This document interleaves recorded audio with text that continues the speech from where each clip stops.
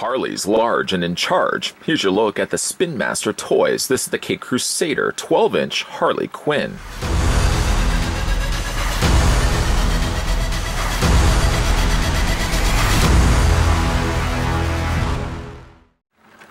From Spinmaster, the Harley Quinn figure stands 12 inches tall and features several points of articulation for exciting play action. Harley Quinn features a comic-inspired design with authentic and true-to-page details.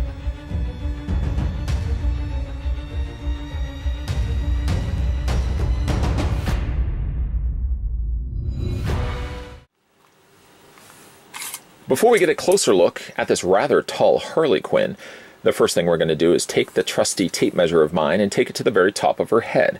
Just going actually a little past her head, instead stopping on her pigtails. Now, pardon me for the correction here, but the description of this Harley Quinn touts the figure at being 12 inches in height.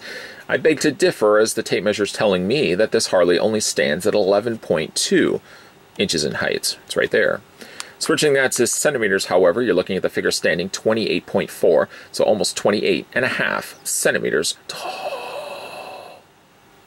Just in case you also want to see how tall Harley Quinn is, here's Superman, still one of my favorites that Spinmaster has put out.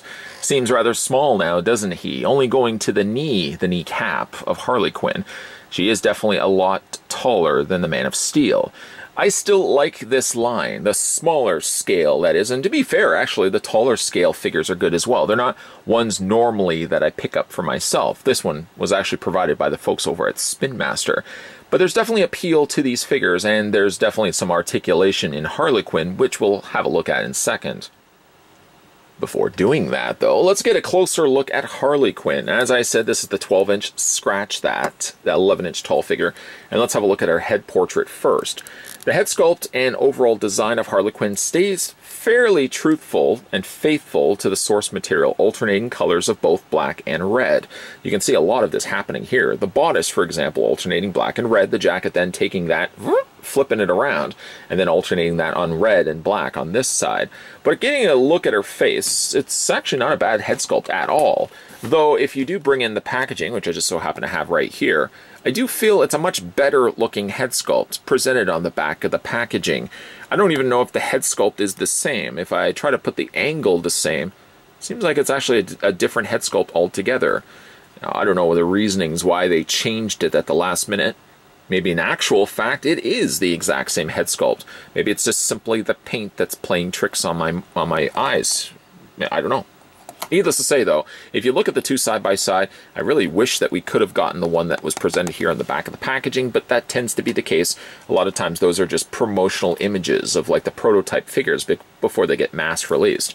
As it stands, despite that not being the face sculpt that we did get, it's actually not a bad looking head sculpt of Harley Quinn at all, actually. You know what? Looking at the figure, I don't know why I'm drawing this conclusion, that the figure kind of reminds me of Gem from Gem and the Holograms. I know that's such a strange thing because Gem's hair is primarily all pink. Maybe it's just the fact that she's got the pink at the pigtails and the pink at the side of her head that I'm getting that Gem vibe. Certainly can be said that some inspiration probably pulled from the Suicide Squad Harley Quinn with the dipped pigtails done in pink and the alternating blue on the other side. But overall, despite the head not really resembling the one that's on the back of the packaging, it's not actually a bad head sculpt when it's all said and done. I think the eyes are really quite pretty. She has the eyeshadow done in the alternating pink and blue, of course, on the opposite sides to the alternating colors of pink and blue in her pigtails. Not a bad looking head sculpt when it's all said and done. Now, if we, again, look at the rest of the body, she is wearing a jacket with a Harley Quinn motif done at the top corner there in the diamonds. She is slightly pointed off with the shoulders here for her jacket. The arms don't quite completely line up, but I know sacrifices had to be made. They had to probably drop the arms so that they could incorporate the articulation in the arms. I mean, I'm not going to nitpick these necessarily because obviously these are geared towards kids. The shoulders do a good enough job that they're somewhat leveled to one another. It's sort of a continued trend of carrying off that same angle that the rest of the jacket actually has. A nice star done to the band on the sleeve. You can see also that she does have rolled up sleeves. The sleeves are a shinier black to the otherwise matte or semi-gloss that they used for the jacket itself. Same really could be said for the legs. The pants are also that same semi-gloss or matte paint color, with really only the more shinier black being used only for the knee pads, and then when we get down to the boots themselves. The boots are smaller, would have preferred them if they're a little bit longer, but again, like, these are kids' gear toys. There is what seems to be, let me just move these arms out of the way. Of course, we got the belt buckle represented there on the front of her belt, but then we have these straps. Straps around the legs, straps around that carry on to the very back of the figure. These, if anything, I would have liked to see if they could have been painted in, because the sculpt has certainly been incorporated. The paint not being there, these sort of just look like they blend into the rest of the plastic. The black, you could, say, yes, the black probably could have been the strap color as well, but if they had only carried that black also onto this side as well, I think just to finish off the overall look of the figure. And like I said, she is a very tall Harley Quinn. If you're in the market of getting a tall Harley Quinn, then this certainly will probably fit the bill. Sadly, she doesn't come with any accessories. I don't know, I can't speak for the other figures because I haven't picked those ones up at all. But there was also a Batman, a couple of Batmans, of course. There was a Robin and a Joker. I don't know if any of those actually have accessories that come included with the figure, because really, like, she does have hands. The capabilities, at least with gripping hands, is that you would think that she comes with accessories. Because she doesn't come with a bat, she doesn't come with a mallet, or anything like that. I guess this particular Harley Quinn is just going with the fisticuffs. For the figure's articulation, we'll just drop the arms here for a second. Her head rotates all the way around. The pigtails themselves, I first thought had some posability to it, but they are actually the same molded plastic to the rest of her head, so there is no posability. It's just the fact it's slightly more pliable plastic. But the head does rotate all the way around. It hinges up and down, and you can also slightly rock the head back and forth. We go back to the arms, and the arms can hinge out, not the full 90-degree angle bend, simply because of the plastic that they incorporated to the top of the sleeve. Because you wanted to get the arms completely leveled to the torso, the sacrifice then has to be made that the arms don't get a full 90-degree bend out.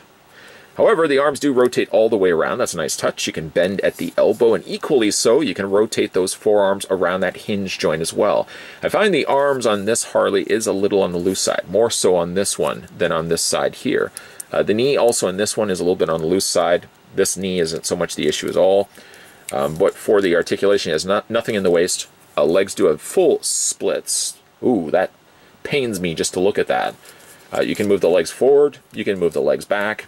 She does have a single hinge on the knee, and then she has no articulation in the boots. Some nice detailing done with the star there located on the side as well. So it's not a bad looking Harley Quinn. It fits the bill for those taller scale figures. Spinmaster continues the trend of releasing those tall figures, so of course if you're in the market of getting small figures, they have produced a line of those as well. But I can see definitely the appeal for the larger scale. Not everybody's going to be digging the design of a very small Batman or Man of Steel. These are nice, towering, tall pieces of plastic that you can put on a display. And while this Harley Quinn, sadly, doesn't resemble the one that's on the back of the packaging, it's not a bad looking Harley Quinn when it's all said and done. Suppose now that I've acquired a Harley Quinn, I probably should be in the market to get Mr. J to be displayed along with the figure. These have been circulating in retail stores for a bit, so if you're looking to acquire these and add them to your collection, they should be still easy to come by. Harley Quinn's a nice looking figure, decked out with some pretty decent paint jobs. I did notice though also on the back of the packaging, it could simply just also be the lighting, but her belt buckle appears to be green, doesn't it? While the figure in hand actually has a silver belt buckle. Despite that, though, it's still a nice-looking figure. I kind of wish that she could have at least come included with a mallet or bat, one or the other.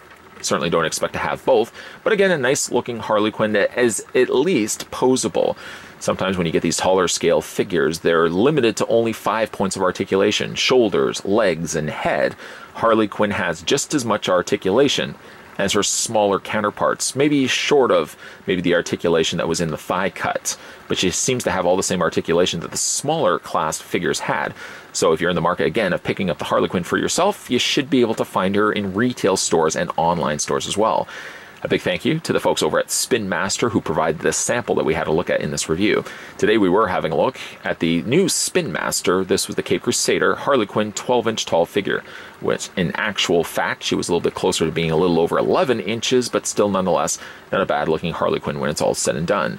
If you are new to this channel, digging this guy's content, like to stay on board the train and see how far it will take you, might I suggest that you click the subscribe button down below, turn the bell notification on, and stay tuned because there's going to be a lot of videos coming your way.